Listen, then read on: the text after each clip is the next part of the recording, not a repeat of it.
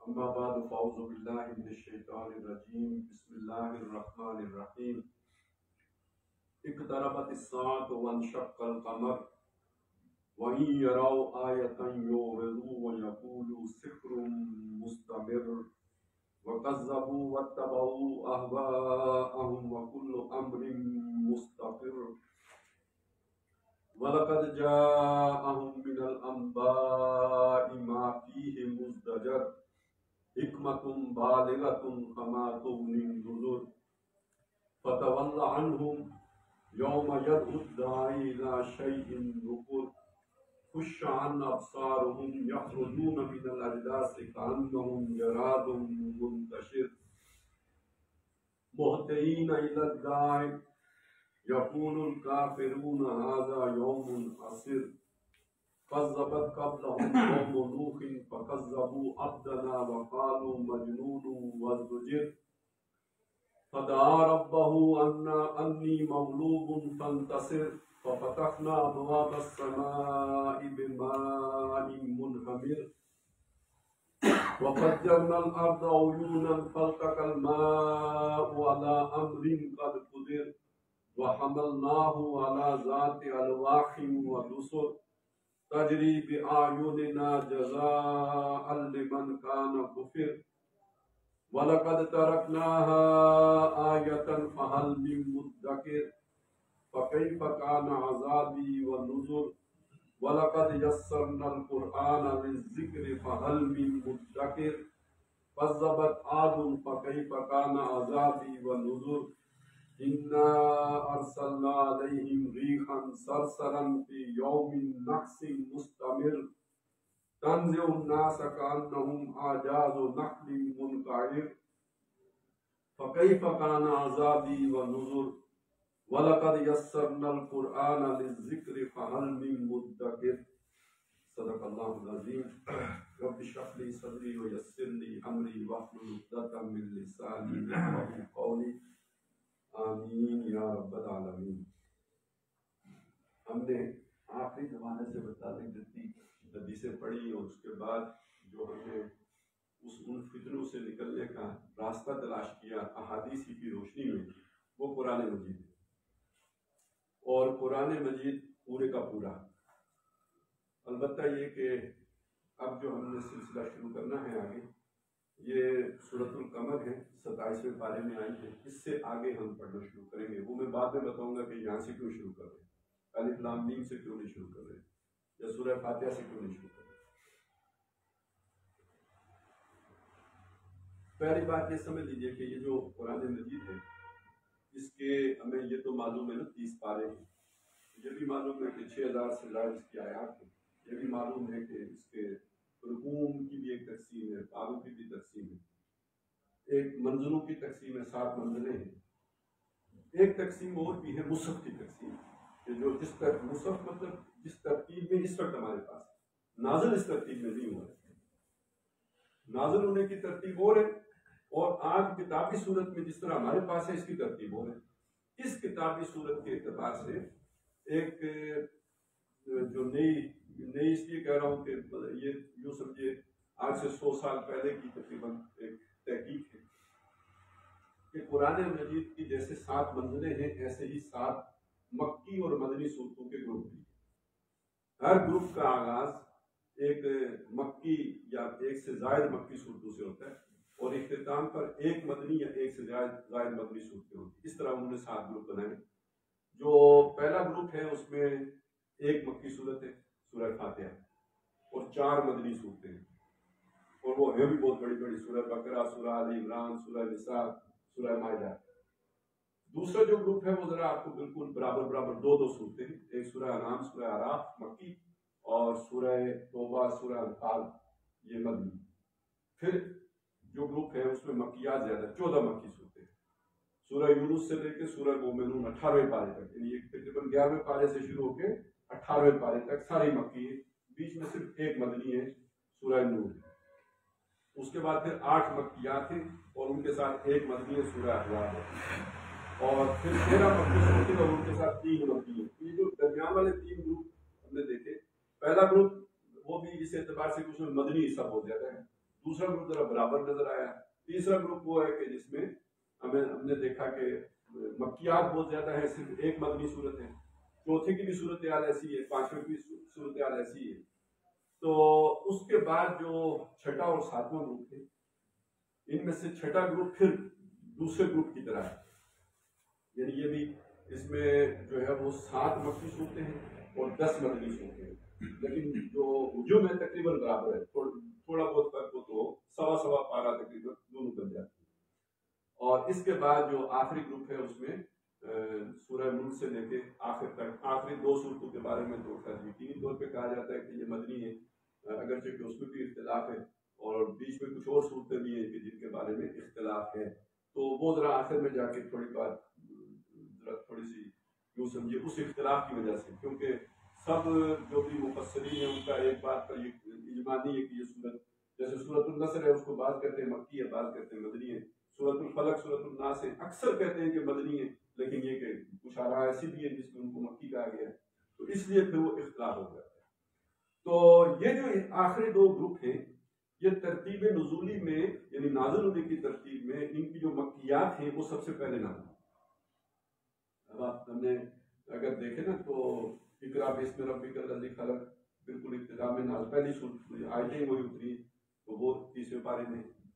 پھر یہ جتنی بھی سورۃ العصر ہے یا دوسری جو نون والقلم وما یسطرون اور یا ایھا المدثر یا ایھا المزمل جو بالکل ابتدائی دور میں جو نازل ہوئی صورتیں وہ ساری آپ کو اس آخری حصے میں ملیں گی. تو سمجھنے کے اعتبار سے ویسے ہمارے جو حفاظ ہیں ان کو بھی جب حفظ کراتے ہیں تو یہ ادھر سے شروع کراتے ہیں, 30ویں پارے سے شروع کراتے ہیں, وہ ایک ان کی اپنی ایک حکمت ہے اس میں.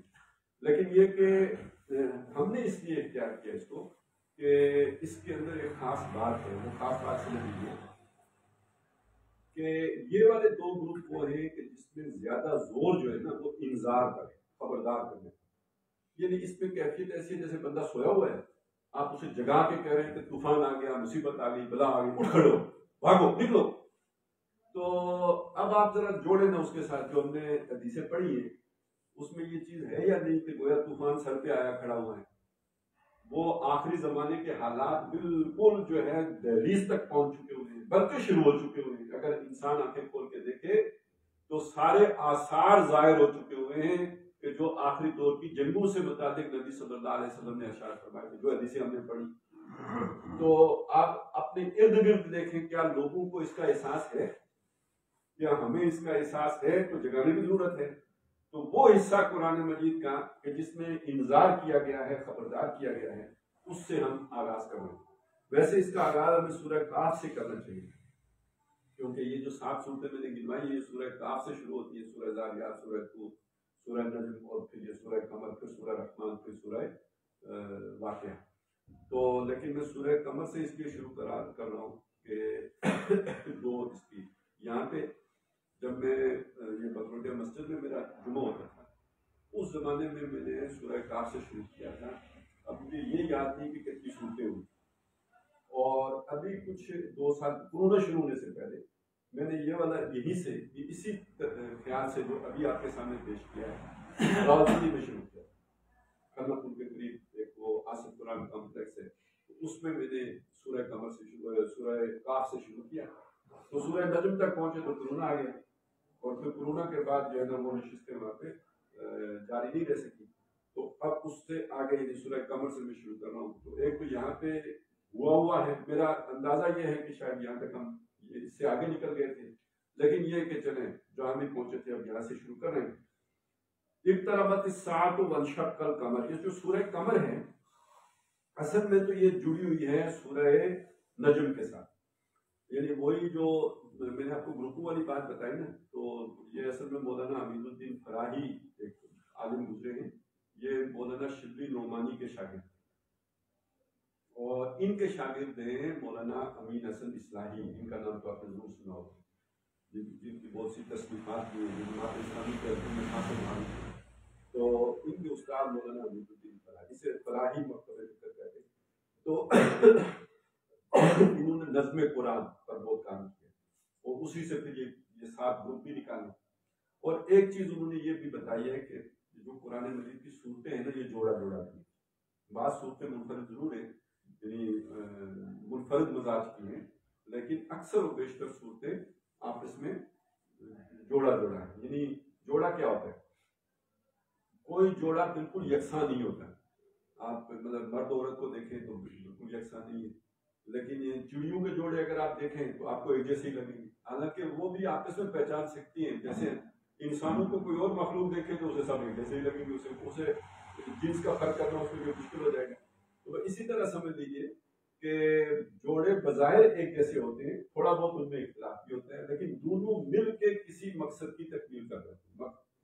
وہ دن اور رات جوڑا ہے، مل کر ایک مقصد کی تکمیل کر رہے ہیں، اور عورت اور مرد جوڑا ہے تو مل کے ایک مقصد کی جو ہے وہ کر رہے ہیں تکمیل.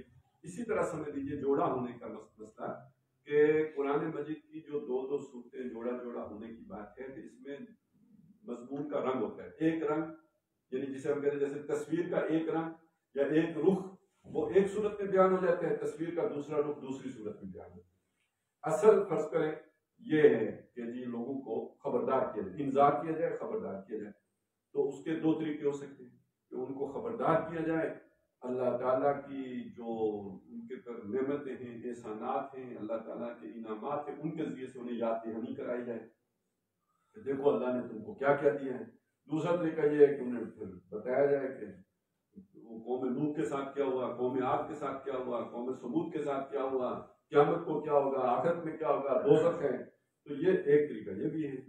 تو عام طور پر ہم قرآن مجید میں یہ دیکھتے ہیں کہ اگر ایک صورت میں نعمتوں کا بیان ہے تو دوسری صورت میں یہ اسے ہم کہتے ہیں رسولوں کے واقعات کا بیان، انباء الرسل، رسولوں کی خبریں، وہ بڑی بڑی جو تبعیاں آئی ہیں.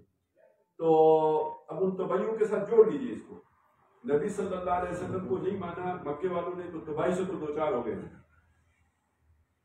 اور یہ نو انسانی آج نہیں مانے گی. جیسے کہ اب جیسے کفر چاروں طرف جو ہے وہ پھیل رہا ہے اور بغاوت جنم دے رہی ہے اور توہین اور جس طرح کے واقعات ہو رہے ہیں، یہ علامت ہے اس کی کہ اب اس یعنی مخلوق کا بھی آخری وقت قریب آن لگا ہے، کوئی زیادہ اب دور. اور اس کی بھی صورت وہاں بھی کیا صورت تھی، مکے والوں پر وہ عذاب کیسے آیا، انسانوں کی آنکھوں آیا، جنگ کی صورت میں آیا. یہاں کیسے آئے گا، وہ جو جنگ تیار کھڑی ہے جو ہم نے حدیثوں میں جس کا ذکر پڑا ہے تو اس کے ذریعے سے آئے گا.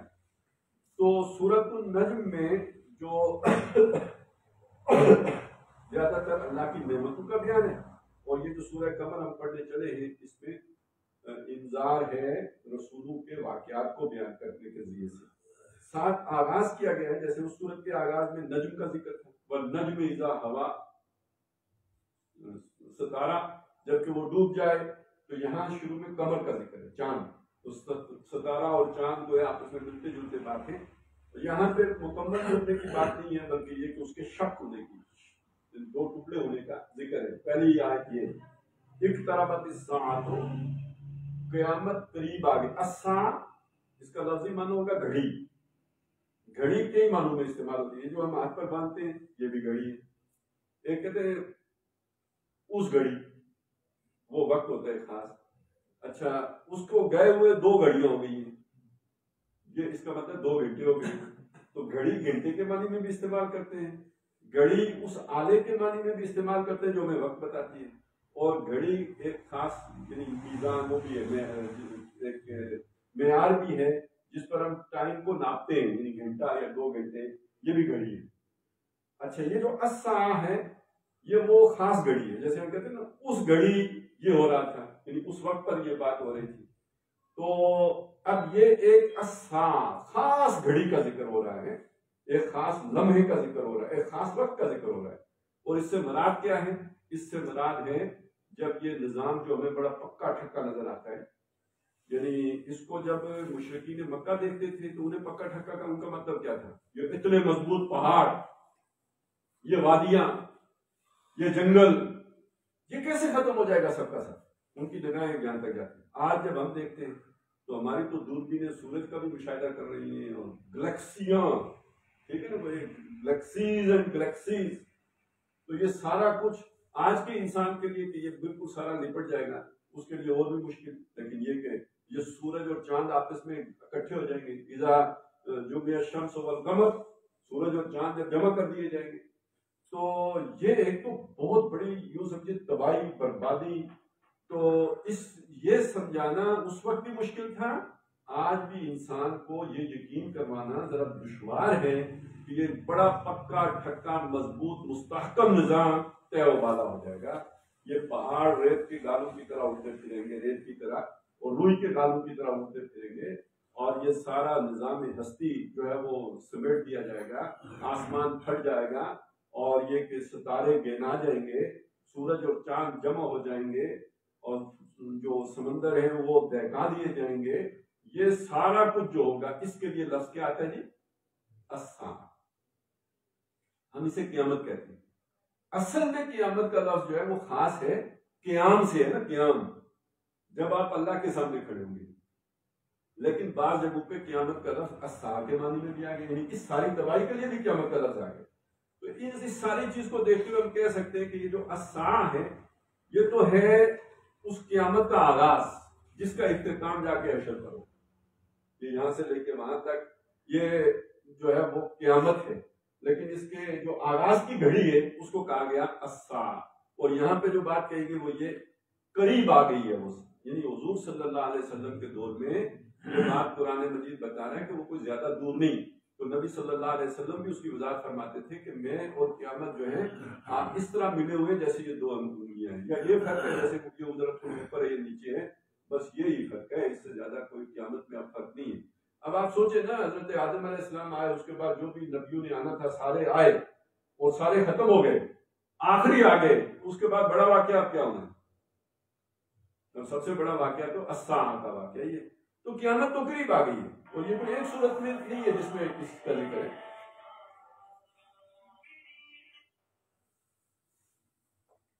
اقتربت الناس حسابهم وهم في غفلة معرضون. لوگوں کا حساب ان کے بہت قریب آ گیا اور لوگ غفلت میں پڑے ہوئے ہیں، وہ اس کے اندازہ نہیں لگا رہے کہ بالکل سر پہ آ گیا. یہ مضمون بھی ہے. تو یہاں فرمایا اقتربت الساعہ، قیامت قریب آ گئی ہے.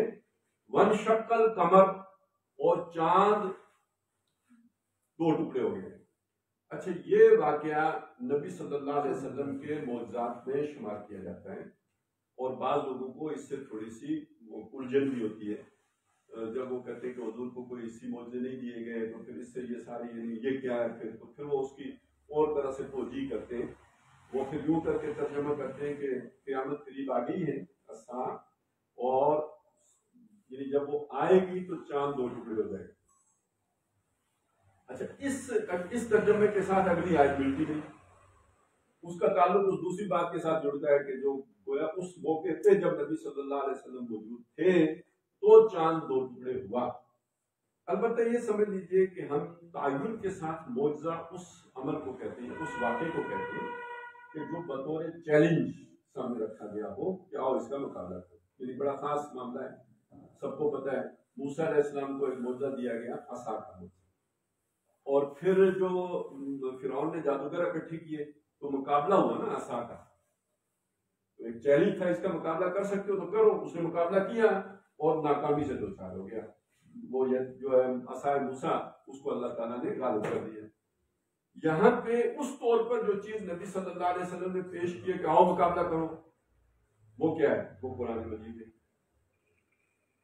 وَإِن كُنتُمْ فِي رَيْبٍ مِّمَّا نَزَّلْنَا عَلَىٰ عَبْدِنَا، اگر تمہیں کوئی شک ہے اس چیز کے بارے میں جو ہم نے اتاری ہے اپنے بندے پر،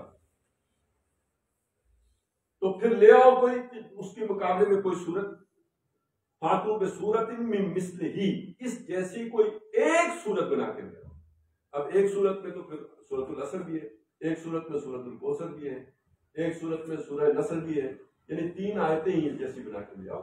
وَادْعُوا شُهَدَاءَكُم مِّن دُونِ اللَّهِ، اور اللہ کے سوا جو تمہارے مددگار ہیں سب کو بلا لو.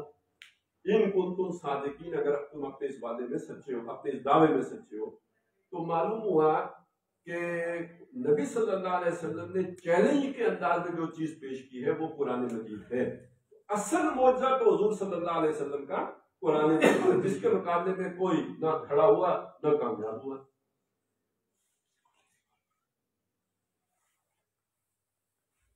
لیکن یہ کہ خرق عادت یعنی عادت کیا ہے؟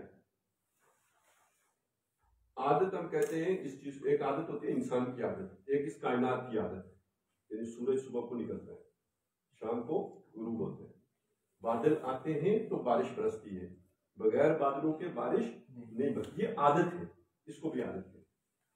پانی سطح ہموار رکھتے ہیں، ساری فزکس کیا ہے، ساری کیمسٹری کیا ہے، یہ عادت ہے، ٹھیک ہے۔ یہ جتنے بھی آپ کے فارمولے ہیں نا، یہ سب عادت ہے، اس کائنات کی عادت ہے۔ اس میں جب کوئی تغیر و تبدل ہوتا ہے، یہ عادت جو ہے وہ اچانک جو ہے نا وہ اپنا روپ بدل لیتی ہے، معمول متاثر ہو جاتا ہے، اس کو ہم کہتے ہیں خرق عادت۔ آگ کی عادت کیا ہے؟ جلانا۔ آپ نے ابراہیم علیہ السلام نے چھلانگ لگائی، آگ نے نہیں جلایا، یہ کیا ہے؟ خرق عادت، یعنی اس نے اپنی عادت پر عمل نہیں کیا، اس کی عادت سلب ہو گئی، اس کی صلاحیت جلانے کی ختم کر دی گئی۔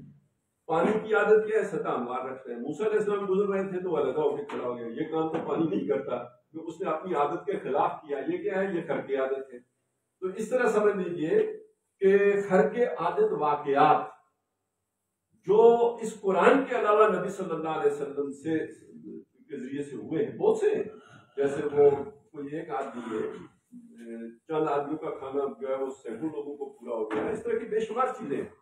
تو وہ جو منبر کی جگہ پہ، جب وہ درخت کی جگہ پہ جب منبر لایا گیا تو جو درخت کا رونا، یہ سارے خرق عادت واقع، ان کو ہم معجزہ کہہ سکتے ہیں، لیکن یہ وہ والا معجزہ نہیں ہے جو چیلنج کے طور پر پیش کیا۔ اسی طرح کا سمجھ لیجیے کہ یہ جو شق قمر کا واقعہ ہے، یہ بھی ہم اسے معجزہ نہیں کہیں گے، اسے اس معنی میں معجزہ نہیں کہیں گے جو چیلنج کے طور پر پیش کیا گیا، اس لیے کہ یہ ایک مغالطہ ہے، بعض روایات سے لوگوں کو لاحق ہوا۔ تو بہرحال یہ اس کو نقل کیا ہے بڑے کبار صحابہ، یعنی یہ کوئی یوں سمجھے کہ کوئی مجبور قسم کا واقعہ نہیں ہے، یہ بہت معروف قسم کا واقعہ ہے۔ اور یہ سن یعنی ہجرت سے کوئی 5-1 سال پہلے مینا میں نبی صلی اللہ علیہ وسلم، زیادہ گمان نہیں ہے، مینا میں یہ واقعہ پیش ہے۔ آپ وہاں پہ تشریف فرما تھے، مشرکین کے ساتھ آپ کی گفتگو جاری تھی۔ تو اب اس میں 3 احتمالات ہیں کہ دوران گفتگو یہ چیز ہو گئی، خود بخود ہو گئی، کسی کی فرمائش کے بغیر ہو گئی، اور حضور صلی اللہ علیہ وسلم نے اس کی طرف اشارہ کیا کہ وہ دیکھو کہ وہ چاند جو ہے وہ 2 ٹکڑے ہو گیا ہے۔ اور یہ بھی روایات سے پتہ چلتا ہے کہ یہ اصل میں جو غار حرا والی پہاڑی ہے، اس کے اوپر یہ واقعہ پیش ہے، مینا سے ہم دیکھ رہے تھے، تو وہ ایک ٹکڑا پہاڑی کی دوسری طرف چلا گیا، یہ اوجل ہو گیا نگاہوں سے، اور ایک ٹکڑا سامنے رہ گیا، پھر واپس آ کے دونوں جڑ گئے۔ یہ منظر ان لوگوں نے دیکھا جو حضور کے پاس بیٹھے ہوئے تھے، جن سے گفتگو ہو رہی تھی۔ تو جب یہ ہوا تو حضور نے اشارہ کیا، یہ دیکھو ایک صورت یہ ممکن ہے، ایک صورت یہ ممکن ہے کہ ان لوگوں نے فرمائش کی ہو کہ آپ دکھائیں کچھ، تو وہ ایک خاص موقع پہ اللہ تعالیٰ نے وہ دکھا دیا کہ چلے۔ ویسے قرآن مجید نے یہ بات جگہ جگہ بیان کی ہے کہ ان کے مطالبے پر ہم نہیں دکھائیں، کیونکہ مطالبے پر جب دکھایا جاتا ہے تو اس کے بعد پھر نہ مانا جائے تو پھر بچت نہیں ہوتی، پھر مارا جاتا ہے۔ تو قرآن نے یہ بار بار نہیں، ان کے مطالبے تو بہت تھے نا کہ ہم نہیں ایمان لائیں گے آپ پر حتیٰ تفجر لنا من الارض ينبوعا، جب تک کہ آپ زمین سے ہمارے لیے کوئی چشمہ، خشک پڑی زمین سے آپ عصا کی ضرب لگائیں جیسے موسیٰ علیہ السلام لگاتے تھے، تو کوئی چشمہ نکال کے دکھا دیں، او تکون لک جنۃ من نخیل وعناب، یا یہ کہ آپ کا کوئی باغ ہو کہ جو انگوروں کا بھی ہو اور کھجوروں کا بھی ہو، فتفجر الانہار خلالها تفجیرا، جس کے اندر پھر پانی بھی بہتا ہو، اور یہ کہ او تسقط السماء علینا کسفا کما زعمت علینا، آپ ہمارے اوپر یہ آسمان گرا دیں، اس کا کوئی ٹکڑا گرا دیں جیسے کہ آپ کا خیال ہے، او تاتی باللہ، یا آپ اللہ کو لے ہیں، والملائکہ، یا فرشتوں کو قبیلہ ہمارے سامنے لا کے کھڑا کریں، او یکون لک بیت من زخرف، یا آپ کا کوئی گھر ہو سونے کا، او ترقا فی السماء، یا آپ آسمان پر چڑھ کے دکھائیں، وَلَن نُؤْمِنَ لِرُقِيِّكَ، ہم آپ کے چڑھنے کا بھی یقین نہیں کریں گے، ہرگز یقین نہیں کریں گے، کیا پتہ آپ ہماری آنکھوں پر کوئی وہ نظر بندی کر کے تو نظر آئے کہ آپ چڑھ رہے ہیں، حَتَّى تُنَزِّلَ عَلَيْنَا كِتَابًا نَقْرَؤُهُ، جب تک کہ آپ وہاں سے چڑھ کے جائیں خالی ہاتھ اور واپس آئیں ایک کتاب لے کر جس کو کہ ہم پڑھ بھی سکیں۔ تو یہ تو ساری ڈیمانڈز تھی نا جو ان کی طرف سے آئی تھی۔ تو اس کے جواب میں تو جو بات کہی گئی وہ یہ سبحان ربی ان کنت الا بشرا رسولا، میرا رب پاک ہے، میں نہیں ہوں مگر ایک انسان رسول ہوں جو تمہاری طرف مبعوث کیا گیا ہوں، یہ میرے کام نہیں ہے کہ جو میں تمہیں بتاؤں یا کر کے دکھاؤں۔ تو اس طرح کے معجزات جو ان سے مانگے، سورہ انعام میں بھی کافی اس کا ذکر ہے، صاف کہہ دیا گیا کہ ہم نے یہ معجزے نہیں دکھائے۔ لیکن اس موقع پر کوئی وہاں پہ جو صورتحال بنی تو زیادہ امکان یہی ہے کہ یہ ہوا اور حضور صلی اللہ علیہ وسلم نے اس کی طرف اشارہ کیا۔ پھر ایک اس سے مغالطہ یہ پیدا ہوتا ہے کہ یہ سارے مشرکین نے دیکھا ہوگا، نہیں۔ پہلی بات تو یہ کہ سارے لوگ حج کرنے ضروری نہیں ہے، کیا ہے۔ پھر جب یہ گفتگو ہو رہی ہے تو کتنا بڑا مجمع لگا ہوگا، ضروری تو نہیں کہ سارے لوگ اس مجمع کے اندر موجود ہوں، کوئی سوئے ہوئے ہوں گے، کوئی کدھر ہوں گے، کوئی اپنے اپنے مشاغل پہ ہوں گے۔ اچھا، ایک اشکال لوگوں کو یہ بھی لائق ہوتا ہے کہ یار چاند ساری دنیا میں دیکھا جا رہا ہوتا ہے، تو جب وہ 2 ٹکڑے ہوا تو آخر دنیا میں کہیں اور بھی تو اس کے جو ہے نا وہ ٹکڑے ہونے کی کوئی خبریں لوگوں نے نہیں ہونی چاہیے۔ تو بہرحال آج ایک لمحے کے لیے یہ اشکال آ جانا کوئی حیرت کی بات نہیں ہے، لیکن اگر آدمی سوچے تو پہلی بات یہ ہے کہ ساری دنیا میں چاند ہوتا ہے، لیکن ہر وقت یعنی ایک جگہ پہ نظر آ رہا ہوتا ہے، دوسری جگہ پہ نظر نہیں آ رہا ہوتا ہے۔ پھر یہ کہ کہیں دن ہوتا ہے، کہیں رات ہوتی ہے، یہ بھی آج ہمیں معلوم ہے۔ پھر رات بھی ہو، جیسے ہماری تو چلے 2 گھنٹے کا فرق ہے، لیکن سعودی عرب میں بھی رات ہے تو یہاں بھی رات ہے۔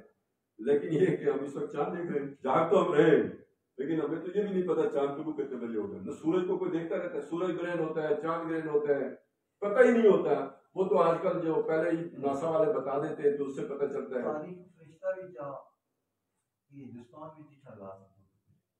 تو اس لیے سب لوگوں کا دیکھنا کوئی ضروری نہیں، یعنی اس کا امکان نہیں ہے کہ ہر آدمی ہر وقت آسمان کی طرف چاندی کو دیکھ رہا ہو۔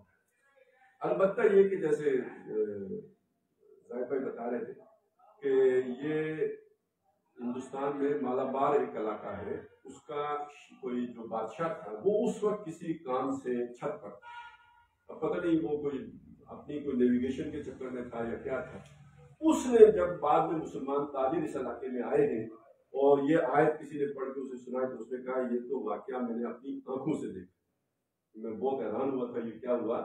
تو یعنی اس کی شہادت کسی جگہ سے مل بھی گئی۔ تو اس کے علاوہ یہ ہے کہ ہمارے ہم ایک تو یہ خبر دی گئی ہے اور دوسرا یہ کہ احادیث میں اس کا بکثرت ذکر ہے، یہ واقعہ بالکل اسی طرح ہوا، لیکن اس کو یہاں بطور علامت کے پیش کیا گیا کہ اگر چاند پھٹ سکتا ہے، آج اگر میں آپ اس پہ یقین رکھتے ہیں کہ یہ واقعہ ہوا تو یہ پورا نظام لپیٹنا اللہ کے لیے کوئی مشکل نہیں۔ یہاں دلیل یہ ہے بس اقتربت الساعۃ وانشق القمر۔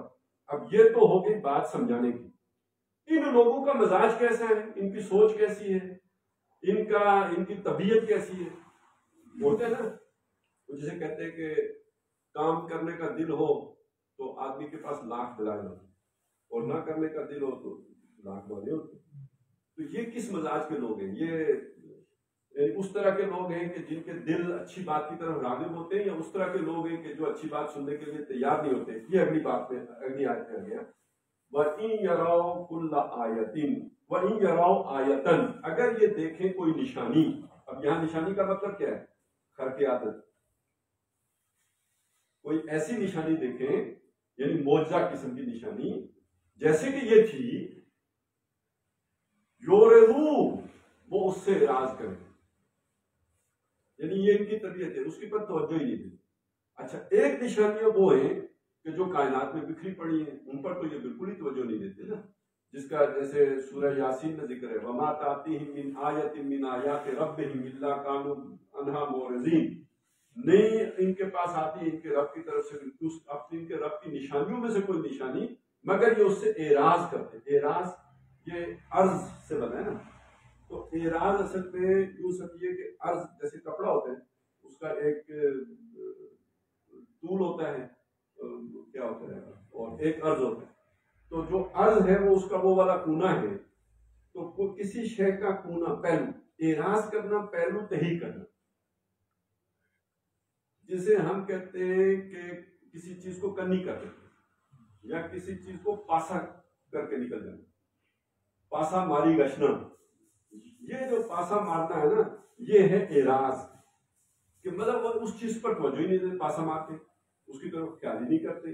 اگر تھوڑا سا بھی غور کریں تو ویسے تو یہ بات ہے نا کہ کائنات کی ہر شے اللہ کی نشانی ہے، ایک پتے پہ غور کرو کیسے بنائے، اس میں جو وہ پانی پہنچتا ہے، اس کی جو رگیں جو پانی اس تک پہنچاتی ہے، کیا ان کو کتنی باریک رگیں پتے کے اندر لگانی رہتی ہے، اور پھر اس کے بعد جو اس کا وہ سارا فوٹو سینتھیسس کا عمل ہے، اور پھر وہ جو آکسیجن اور کاربن ڈائی آکسائڈ بنانے کا عمل ہے، یعنی وہ الٹا ہو گیا تھا ہمارے ریاض صاحب سے، لیکن وہ رات کو تو اس کہتے ہیں درخت کے نیچے نس ہویا کرو، کیونکہ رات کو یہ کاربن ڈائی آکسائڈ بناتے ہیں، دن کو یہ آکسیجن بناتے ہیں، تو یعنی ایک ہی چیز ہے اور وہ مختلف عمل کرتے ہیں۔ اس سے ذرا آپ اندازہ لگا لیں کہ اللہ کی قدرت کا، اللہ کے جو کارخانہ قدرت ہے، اس کے اندر کیا کیا نشانیاں ہیں غور کرنے والوں کے لیے، سوچنے والوں کے لیے۔ لیکن ایک آدمی اگر دھیان نہیں دیتا، توجہ نہیں کرتا، سوچتا نہیں، غور نہیں کرتا، تو وہ پاسا مارتا ہے، وہ اپنے کاموں میں لگا ہوا، ادھر توجہ ہی نہیں دے رہا۔ تو وہیں یراؤ، اگر وہ دیکھیں آیتن کوئی نشانی، یعنی بڑی نشانی، یورزو اس سے اعراض کرتے ہیں، وَيَقُولُ وہ کہتے ہیں، اگر دیکھ بھی لیں کچھ اعراض تھوڑا بہت اگر کر بھی لیا، کچھ سمجھ بھی آ گیا، تو وہ لازماً کہیں گے سحر مستمر، جادو ہے جو چلا آ رہا ہے۔ مستمر جو ہے، مر یا مرو کہتے ہیں چلنے کو، اور استمرار یعنی چلتا ہے، جس میں دوام ہو، استمرار ہو، جاری ہو۔ بلکہ ایک وہ ہوتا ہے جس میں ہمارے تو فارسی پڑھی ہے نا، جن لوگوں نے 80 سے پہلے جنہوں نے میٹرک کیا ہے، تو انہوں نے تو فارسی پڑھی تھی، اس میں ایک ماضی استمراری صاحبہ ہوتی تھی۔ اردو تو ہمیں کسی نے گرامر کے ساتھ پڑھی نہیں، جو ماضی وہی فارسی گرامر کے ساتھ پڑھی تھی، اس میں ایک ماضی استمراری۔ تو ماضی استمراری کیا ہوتی ہے؟ بارش ہو رہی ہے، بارش ہو رہی تھی، بارش ہو رہی ہوگی، یہ ہوتی ہے۔ تو یہ جو جس کے اندر وہ فعل جاری ہو، بارش ہوئی، یہ ختم ہو گیا کام، اس میں دوام استمرار نہیں ہے، اس میں جاری پن نہیں ہے۔ اچھا، اسی کو اردو میں کیا کہتے ہیں؟ ماضی جاری۔ ایک یعنی ماضی استمراری جو ہے، یہ ماضی جاریہ ہے، اس کے یعنی وہ ماضی کا فعل جس کے اندر جو مستقل چل رہا ہے، جو رکا نہیں ہے۔ تو جادو وہ شے ہے جو ان کے خیال میں ہمیشہ سے چلی آ رہی ہے، اور یہ کہہ رہے ہیں کہ یہ پرانا چلا آ رہا جادو ہے۔ یہ قرآن مجید ہو یا جو معجزہ ہو، اس کو وہ جادو کے ساتھ جوڑ دیں گے، شیطانی کرتب کے ساتھ جوڑ دیں گے۔ جیسے کہ سورہ بنی اسرائیل کی جو آیات میں نے آپ کو سنائی، اس میں انہوں نے کہا کہ اگر آپ آسمان پر بھی چڑھ جاؤ تو ہم نہیں مانیں گے، کیونکہ یہ کوئی چکر ہوگا۔ جب آپ وہاں سے کتاب کی ساتھ اتار کے لے کے آؤ گے، اس کو ہم چھو کے بھی دیکھیں گے تو پھر مانیں گے۔ لیکن اللہ نے کہا پھر بھی نہیں مانیں گے۔ یہ تو ابھی یہ کہہ رہے ہیں مانیں گے۔ وہ قوم سمود نے نہیں کہا تھا کہ اگر اس چٹان کے اندر سے، یہ جو چٹان ہے پتھر، اس کو پھاڑے اور اس کے اندر سے گابن اونٹنی نکالے، اگر آپ یہ کر کے ہمیں دکھا دیں تو ہم مان لیں گے۔ وہ ہو گیا، کون سا مان لیا انہوں نے؟ نہیں مانا۔ تو جسے نہیں ماننا ہوتا وہ نشانیاں دیکھ کر بھی نہیں مانتا۔ تو وَإِن يَرَوْا آیَةً، اگر یہ نشانی دیکھیں بھی، یورزو اس سے اعراض کریں، وَيَقُولُ اور کہتے ہیں سحر مستمر، یہ چلا آ رہا جادو ہے، وَكَذَّبُوا وَاتَّبَعُوا أَهْوَاءَهُمْ، اور انہوں نے جھٹلایا۔ تکذیب کرنا، جھٹلانا، اس کا ہم ترجمہ کرتے ہیں، یہ کفر سے مختلف چیز ہے۔ آپ کے سامنے ایک آدمی نے دعویٰ کیا کہ باہر بارش ہو رہی ہے، آپ نے اسے کوئی جواب نہیں دیا، آپ چپ رہے، آپ نے اس کی بات کی تصدیق نہیں کی اور اس بات نہیں کیا، شہادت نہیں دی، اس کی شہادت کی جو ہے نا ساتھ نہیں دیا، یہ کفر ہے، یہ انکار ہے۔ آپ نے کہا میں نہیں مانتا، یہ انکار۔ لیکن آپ نے کہا کہ باہر تو دھوپ نکلی ہوئی ہے، باہر تو بادل ہے ہی نہیں، تو اس کا مطلب ہے کہ آپ نے اس کو رد بھی کیا، جھٹلایا بھی، اس کو کہا کہ تمہاری بات غلط ہے۔ پہلی صورت یہ ہے کہ غلط ہے کہ ٹھیک ہے میں مانتا نہیں، یہ کفر ہے۔ دوسری صورت یہ ہے کہ نہیں، جو بات تم کر رہے ہو ٹھیک بھی نہیں ہے، غلط ہے، یہ تکذیب ہوتی ہے۔ تو تکذیب اصل میں کفر سے اگلا درجہ ہے، اور یہ ضرورت پیش آتی ہے اس کی لیڈروں کو۔ عوام کفر کرے گی، بس ٹھیک ہے، وہ توجہ نہیں دے گی، یورزو اعراض کریں گے، پاسا ماریں گے، عوام کا یہ کام ہے۔ اور یہ کہ جو بھی وہ بیانیہ آ جائے اسے قبول کر دیں گے، عوام کا یہ معاملہ ہوتا ہے۔ لیکن یہ کہ جو لیڈر ہوتے ہیں ان کا مسئلہ ہوتا ہے جیسے مٹھی سے ریت نکلتی ہے، ان کے لوگ نیچے سے نکل نہ جائیں، تو وہ پھر کوئی نہ کوئی ایسی دلیل ان کے سامنے رکھتے ہیں کہ عوام ان کے ساتھ جڑی رہے، کہیں یہ اس حق کی دعوت کی طرف چلی نہ جائے، انہیں تکذیب کرنی پڑتی، جھٹلانا پڑتا، رد کرنا پڑتا، بتانا پڑتا ہے لوگوں کو کہ ان کی بات غلط ہے، صحیح نہیں ہے۔ وَكَذَّبُوا، انہوں نے جھٹلایا، وَاتَّبَعُوا أَهْوَاءَهُمْ، اور انہوں نے پیروی کی اپنی خواہشات کی۔ ہوا خواہش، اس کی جمع احوا، اتباع یہ وہی ہے، اتباع رسول، یعنی رسول کی پیروی کرو۔ انہوں نے رسول کی پیروی کی بجائے کس کی پیروی کی؟ خواہشات کی پیروی کی۔ مسئلہ سارا یہ ہوتا ہے، یہ جو انسان ہے سمجھ اسے ساری ہوتی ہے، لیکن خواہشیں ایسی ہوتی ہیں کہ جو اسے اپنی طرف کھینچ لیتی ہیں اور وہ حق کی طرف نہیں جا سکتی۔ ہزاروں خواہشیں ایسی کہ ہر خواہش پہ دم نکلے، دم نکلے۔ یہ جب جس خواہش پہ دم نکل رہا ہو تو اس کو چھوڑ کے باقی بندہ دوسری چیز کی طرف کیسے جائے؟ مسئلہ یہ ہے، میں امیر کبیر بننا چاہتا ہوں، میں ویسا گھر بنانا چاہتا ہوں جیسا پورے علاقے میں کسی کا نہ ہو، میں جو ہے وہ بڑا لیڈر بننا چاہتا ہوں۔ اب آپ کہتے ہو میں نمازی بنوں، میں پرہیزگار بنوں، میں یہ نہ کروں، میں وہ نہ کروں، تو پھر میرے تو مقاصد حاصل نہیں ہو سکتے جو میں نے سوچے ہوئے۔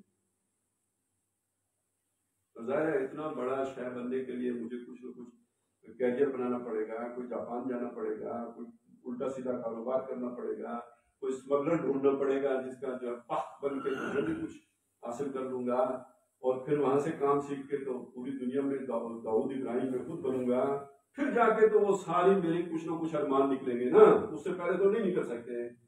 اب یہ سارا کرنے کے لیے میں یہ نیکیاں تو نہیں کر سکتا نا، مولوی تو نہیں بن سکتا۔ تو جب میں نے خواہشات کی پیروی کرنی ہے تو دین کی ضرورت نہیں۔ ہاں، دین کا وہ حصہ چلے گا کہ جو میری خواہشات میں میرا مددگار۔ مثلاً مولوی صاحب مجھے یہ بتائیں کہ اگر آپ فلانی صورت کا وظیفہ پڑھ لو، اس کے نتیجے میں تمہارا اتنا بڑا گھر بن جائے گا، پھر ٹھیک ہے، پھر ٹھیک ہے۔ فلانی صورت سے پڑھنے سے روزانہ 10 بار تمہارا بیٹا جاپان چلے جائے گا، پھر بھی ٹھیک ہے۔ 10 کیا 12 بار پڑھوں گا، کیا مسئلہ ہے، اس میں کوئی حل نہیں۔ لیکن یہ کہ سکت میما یا یہ نہیں ہو سکتا۔ یہ والا دین جو ہے نا کہ جو اپنی خواہش قربان کر کے جس پر عمل کرنا پڑے، وہ دین جو ہے وہ مجھے، آپ اکثر دیکھیں گے دنیا دار لوگ ہاتھ میں تسبیح اٹھائی ہوتی ہے، ویسے اس طرح اگر آپ ان سے پوچھیں گے تو وہ نہیں بتائیں گے، لیکن اگر آپ کہیں گھما پھرا کے پوچھیں گے تو نکلے گا بیچ سے وہ کوئی ایسا ہی وظیفہ کر رہے ہوں گے کہ جس کے نتیجے میں بھینس دودھ زیادہ دینا شروع کر دے، یا کوئی جو ہے نا وہ گھر میں برکت ہو جائے، یا جو بیماری ہے وہ دور ہو جائے، وغیرہ وغیرہ۔ تو یہ سارا دھندا یہی ہو گیا۔ اب اس آدمی کے سامنے دین کا ایسا مطالبہ آ کے کھڑا ہو جائے کہ جس میں جان دینی پڑے گی، یا جس میں نوکری جانے کا مسئلہ پیش آ جائے، وہ اس نے ایسے دین کو جو ہے نا مڑ کے دیکھنا ہے یا پاسا مار رہے ہو۔ اب وہ سمجھے وہ اعراض کیوں کرتے ہیں؟ وہ اعراض اس لیے کرتے ہیں کہ وہ خواہشات کے پابند ہیں۔ تکذیب کیوں کرتے، جھٹلاتے کیوں ہیں؟ یہ لیڈر ہیں، یہ لیڈری چھوڑ سکتے ہیں۔ محمد رسول اللہ کو ماننے کے بعد ابو جہل کی لیڈری باقی رہے گی؟ یہ چکر ہے، یہ لیڈری والی خواہش یہ نہیں اندر سے جا سکتی۔ اس خواہش نے اسے مجبور کر دیا تکذیب کرنے پر۔ تو اعراض بھی اسی لیے، بہانے بازیاں بھی اسی لیے، اور تکذیب بھی اسی لیے کہ یہ اپنی خواہشات کو نہیں چھوڑ سکتے۔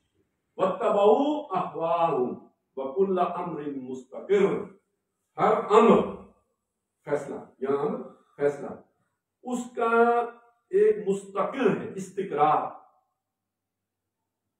ٹھہرنا کسی چیز کا، جیسے استقرار حمل ہوتا ہے، جسے ہم کہتے ہیں حمل قرار پا گیا، اسی قرار سے استقرار ہے۔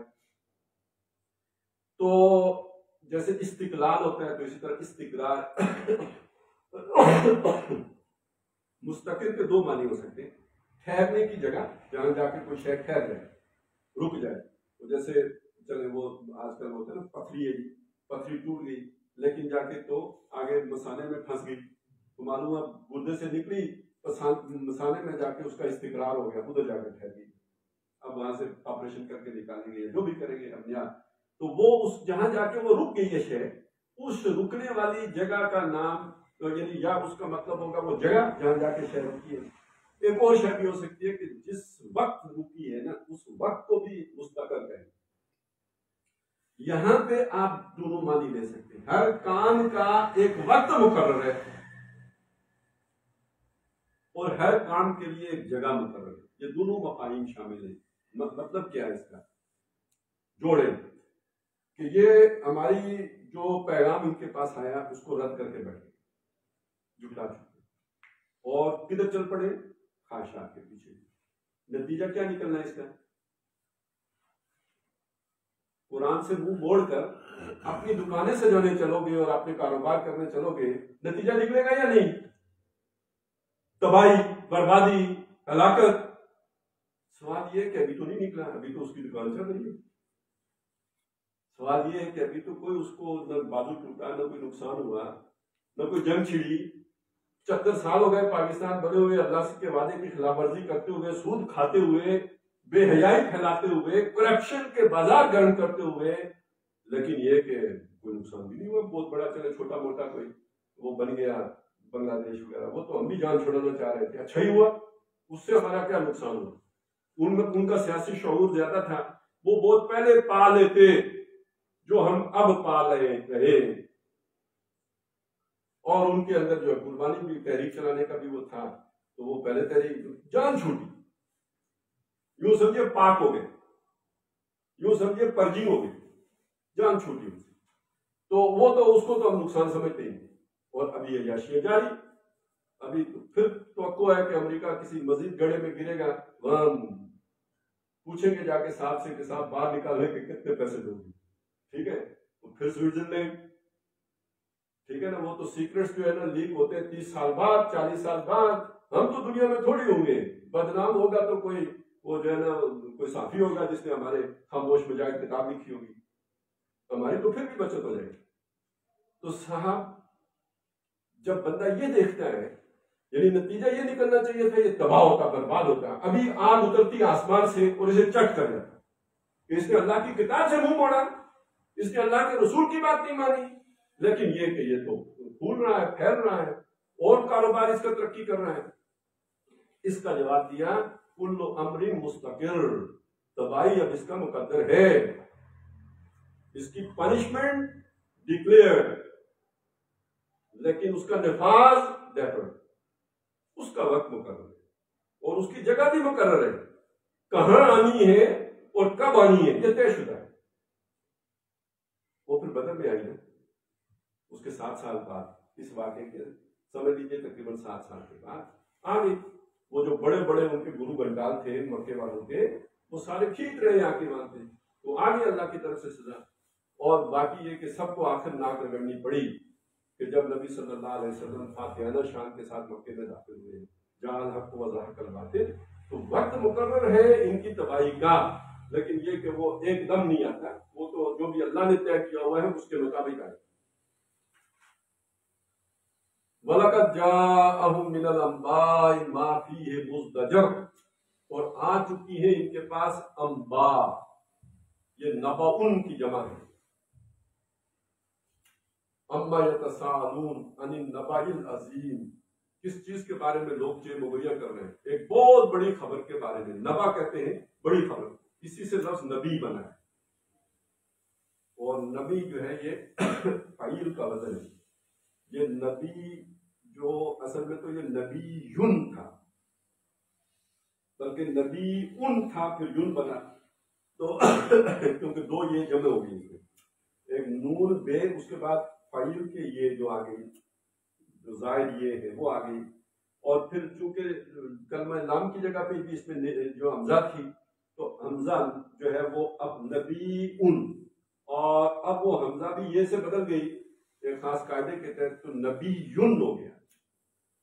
تو یہ بڑی خبر دے رہے, یہ نبی عام خبر دینے والا نہیں ہے. اسی لیے جو ہمارے پاس اہل علم اس کا جو ترجمہ کرتے ہیں غیب کی خبر دینے والا, تو یہ بات غلط نہیں ہے, یہ بالکل صحیح بات. اس کا لغوی ترجمہ یہی بنتا ہے, غیب کی خبر دینے والا. باقی خبریں تو ہمیں سائنسدان دے دیتے, اس کے لیے نبی بھیجنے کی ضرورت تو نہیں ہے. نہ ہی اللہ نے کہا ہے کہ یہ خبریں دینے کے لیے میں نبی بھیجوں گا. نبی نے آ کے غیب کی خبریں دی ہیں. یہ جو اس نے جنت کا بتایا یہ کوئی شہادت کی خبر ہے, یہ غیب کی خبر ہے. فرشتوں کا بتایا تو غیب کی خبر ہے. اللہ کے کے بارے میں جو معلومات دی غیب کی خبر ہے، جو اس کا تعارف کرایا، پہچان کرائی، غیب کی خبر ہے، قیامت کے احوال بتائے، غیب کی خبریں ہیں، یہ نباؤن، یہ وہ نباؤن ہے۔ اس یہ رسول سارے جو آئے پھر ان کے ارد گرد جو واقعات ہوئے، انہوں نے آ کے دعوت دی، مخالفین نے کیا کیا، پھر انہوں نے کیا ڈیمانڈیں کی، 900 سال کے بعد کیا ہوا، آخر میں قوم کے ساتھ کیا ہوا، یہ ساری بڑی بڑی خبریں ہوگی، ان میں سے کوئی خبر نہیں چھوٹی نہیں ہے۔ یعنی یہ بریکنگ نیوز ان کی کیا آتی ہے جی، بلی نے چھلانگ لگائی، بریکنگ نیوز بڑی خبر، ٹھیک ہے جی۔ آپ سوچیں جب نبی آیا اس سے بڑی خبر کائنات میں اور کیا ہوگی، اور جب پوری کوئی قوم ہلاک کر دی گئی تو اس سے بڑی خبر کیا ہوگی۔ تو وہ احوال جو نبیوں کو پیش آئے وہ سارے انباء، نبا ان کی جمع ہے، انباء وہ خبریں۔ تو وَلَقَدْ جَاءَهُم مِّنَ الْأَنبَاءِ، ان کے پاس بڑی بڑی خبروں میں سے باتیں آ چکی ہیں، ان کو سنائی جا چکی ہیں، ان کو نوح علیہ السلام کا قصہ سنایا جا چکا، ان کو ہود علیہ جو قوم ہود کا قصہ سنایا جا چکا، اور اس کے بعد جو ہے قوم صالح کا قصہ سنایا جا چکا، موسیٰ علیہ السلام کا قصہ سنایا جا چکا، بڑے بڑے خبریں انہیں سنائی جا چکی ہیں۔ اور ما فیہ مزدجر، جس میں بہت زجر ہے، دھمکی، مزدجر یعنی وہ خبریں کہ جس کے اندر وارننگ ہے، خبردار کرنا ہے، جس کے اندر چوکنا کر دینا ہے، یعنی اگر ان خبروں پر یہ توجہ دیں تو ان کے کان کھل جائیں۔ بہت بڑی بڑی خبریں ہیں جن کے اندر ان کے لیے جھڑکی ہے اور ان کے لیے خبردار کرنا ہے، اور اس کے ساتھ ساتھ حکمت بالغہ، صرف خبردار کرنا ہی نہیں ہے، وہ بڑی پہنچی ہوئی حکمت کی باتیں بھی ہیں۔ حکمت یعنی پکی بات، اس کا ترجمہ آپ کو بعض جگہوں پہ پختہ باتیں، پکی باتیں بھی مل جائے۔ مطلب کیا ہوتا ہے؟ حکمت کا لفظ جو ہے اسی سے لفظ بنا استحکام، مضبوطی اس پہ شامل ہے۔ بات کی مضبوطی کا کیا مطلب ہے؟ وہ بات جو رد نہ کی جا سکے، جس کو جو کل غلط ثابت نہ ہو، تو غلط بات کون سی نہیں ثابت ہوگی؟ آپ نے ایک ایسی بات کی ہے جو ٹھوک بجا کے کی ہے، سوچ سمجھ کے کی ہے، اس کے تمام پہلوؤں کا جائزہ لے کے کیا ہے، تو اب اس کی جو بھی اس بات کے خلاف کوئی بھی دلیل آئے گی وہ کمزور ہوگی، آپ بڑی آسانی سے اس کا رد کر سکیں گے۔ لیکن آپ نے بات اگر روا روی میں کر دی، بلا سوچے سمجھے کر دی، وہ مضبوط بات نہیں ہوگی۔ دوسرا بندہ اس کے خلاف دلیل جب لے کے آئے گا، آپ کو یو ٹرن شریف لینا پڑے گا، جیسے لوگ لیتے ہیں۔ حکیم آدمی کو یو ٹرن نہیں لینا پڑتا، وہ پہلے ہی سوچ لیتا ہے کہ آگے سے کیا سوال آ سکتا ہے، دائیں سے کیا آئے گا، بائیں سے کیا آئے گا، آگے سے کیا آئے گا، پیچھے سے کیا آئے گا، اوپر سے کیا آئے گا، نیچے سے کیا آئے گا۔ اسے سارے سوالات پہلے سے معلوم، خود اس کے ذہن میں اس کی کھچڑی ساری پک چکی ہوتی ہے، لہذا وہ ہر سوال کے جواب کے لیے تیار ہوتا ہے، اسے یو ٹرن دینے کی۔ اس کو کہتے ہیں حکیم آدمی، دانا آدمی، وائز مین۔ اس کو اپنی بات سے یو ٹرن نہیں لینا پڑتا، اس لیے نہیں کہ وہ ضدی ہے، اس وجہ سے نہیں کہ وہ اپنی بات پہ ڈٹ گیا تو بس اب وہ جو جیسے ہوتا ڈٹ جاتا ہے، اس طرح کا مسئلہ نہیں ہے۔ اس لیے کہ اس کی بات حق ہوتی ہے، اس لیے کہ اس کی بات سچ ہوتی ہے، اس لیے کہ اسی کی بات ٹھیک ہوتی ہے۔ تو یہ ہوتی ہے حکمت۔ حکمت یعنی یہ جو باتیں تھیں، انباء جو تھیں، یہ کوئی ایسی باتیں نہیں تھی کہ بس اللہ نے تھوپ دی، یہ حکمت بری باتیں تھیں، یہ دانائی پر مبنی تھی۔ اللہ کے جو احکام ہے، نماز پڑھو، روزہ رکھو، یہ سارے حکمت کے پر مبنی ہے۔ ذالک مما اوحی الیک ربک من الحکمہ، یہ جو اللہ نے احکامات دیے، کمانڈمنٹس دیے، جو آپ کو کہا کہ یہ کرو یہ نہ کرو، یہ سب حکمت پر مبنی ہے۔ اور دوسرا یہ کہ ویسے دانائی کی باتیں، جیسے قرآن مجید قرآن حکیم، اس معنی میں کہ اس کے اندر اللہ تعالیٰ نے حکمت کے موتی جو ہے جڑ دیے تھے، تو یعنی اس پہ خبردار کرنا بھی ہے اور اس میں حکمت بھی ہے۔ اور حکمت بھی کیسی حکمت ہے؟ بالغتن، پہنچ جانے والی۔ کہاں پہنچ جانے والی؟ وہ چاند پہ پہنچ جائے مجھے کیا فائدہ ہو، وہ آسمان پہ چلی جائے مجھے کیا فائدہ ہو، مطلب یہ میرے دل تک پہنچ، مجھے سمجھ آ جاتی ہے۔ حکمت بالغ، ایسا نہیں ہے وہ جلیبی ہے، پتہ ہی نہ چلے کہ کیا کسی نے کہا، نہ، سیدھی جا کے دل پہ بجتی ہے۔ وہ ادھر سے ادا ہوئی، دیکھنا تقریر کی لذت کے جو اس نے کہا، میں نے یہ جانا گویا یہی میرے دل پہ ہے۔ حکمت بالغۃ، یہ ایسی حکمت بڑی باتیں ہیں جو دل تک پہنچ جاتی ہیں۔ فما تغنی النذر، تو کچھ کام نہ آئے خبردار کرنے والے۔ نذیر کی جمع نذر، جو خبردار کرنے والے آئے تھے، جنہوں نے اپنی قوموں کو آ کے خبردار کیا، ان سے لوگوں نے فائدہ نہیں اٹھایا، پھر ہلاک ہوئے، برباد ہوئے۔ تو آج میرا خیال ہے ہم لوگ اسی پر شاید نزدیک آگے ہے، تو آگے انشاءاللہ تعالیٰ پھر اگلے بدھ کو کر لیں گے. بارک اللہ علی ولکم فی القرآن العظیم و نفعنی و ایاکم بالآیات و